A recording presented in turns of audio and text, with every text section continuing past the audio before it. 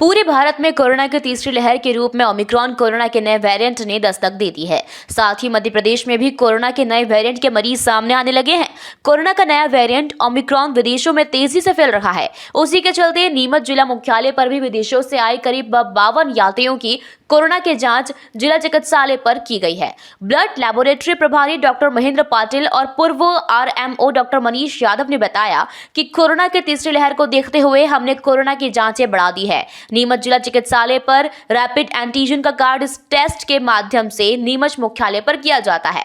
बाकी RTPCR corona जांच के लिए रतलाम मेडिकल कॉलेज जांच के लिए सैंपल पहुंचा जाता है, जिसकी रिपोर्ट 24 घंटे के भीतर आती है।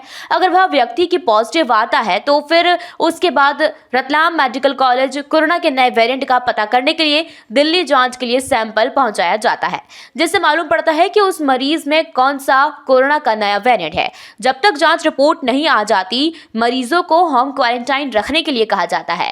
लेकिन देखा जाए तो आम लोगों का कहना है कि जितने भी विदेशों से जो लोग आए उनकी कोरोना की जांच जिला चिकित्सालय में तो हो गई, लेकिन ये व्यक्ति जब तक रिपोर्ट नहीं आ जाती, जब तक वहां सैकड़ों लोगों से मिलता जुलता है। मान लीजिए अगर वह पॉजिटिव आता है तो कितने लोगों को कोरोना जैसी महामारी से ग्रसित कर सकता है। जिला चिकित्सालय के साथ साथ प्रशासन को भी चाहिए कि जिस व्यक्ति की भी कोरोना की जांच हो, जब तक उसकी रिपोर्ट नहीं आ जाती, उस व्यक्ति को जिला चिकित्सालय में ही होम क्वारंटाइन रखें, जिससे ये बीमारी और लोगों में ना फैले। जिसको लेकर क्या कुछ कहा नीमच जिला चिकित्सालय के डॉक्टरों ने और जनता ने, आइए सुनते हैं।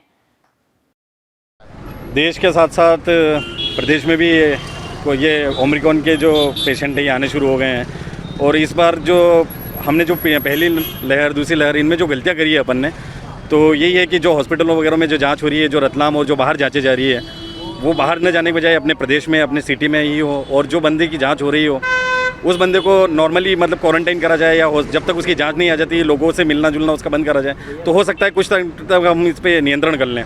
और नहीं तो फिर मेरी बात तो वही लोग समझ पाएंगे जिन लोगों ने अपने को खोया है पहली और दूसरी लहर में। तो मैं एक प्रदेश से अपने देखिए, पूरे भारत में और मध्य प्रदेश में कोरोना की तीसरी लहर का प्रकोप बढ़ता जा रहा है। और अपने नीमच में टेस्टिंग के लिए रतलाम लैब में भेजते हैं। कम से कम उसमें 2 या 3 दिन लगते हैं, है ना। तो 2-3 दिन में इतना वायरल फैल जाता जिसकी कोई हद नहीं, क्योंकि उसके अलावा वो पेशेंट घर में होम आइसोलेशन तो हो नहीं रहा, या आप हॉस्पिटल में उसको एडमिट तो कर ही नहीं रहे हो, खुला घूम रहा है। और वो खुला घूम रहा है तो कितने लोगों को संक्रमित कर रहा है ये कोई बता नहीं पाएगा।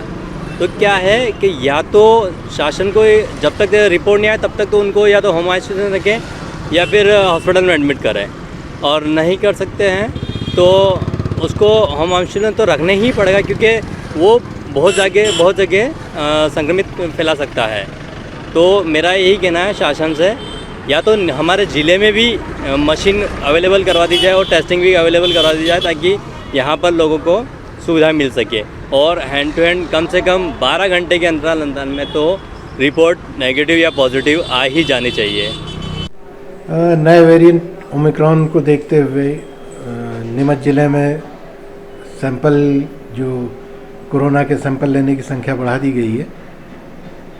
आरटीपीसीआर के सैंपल हमारे यहाँ से रतलाम मेडिकल कॉलेज जाते हैं जांच के लिए, और रैपिड एंटीजन का टेस्ट यहीं पे लग जाता है।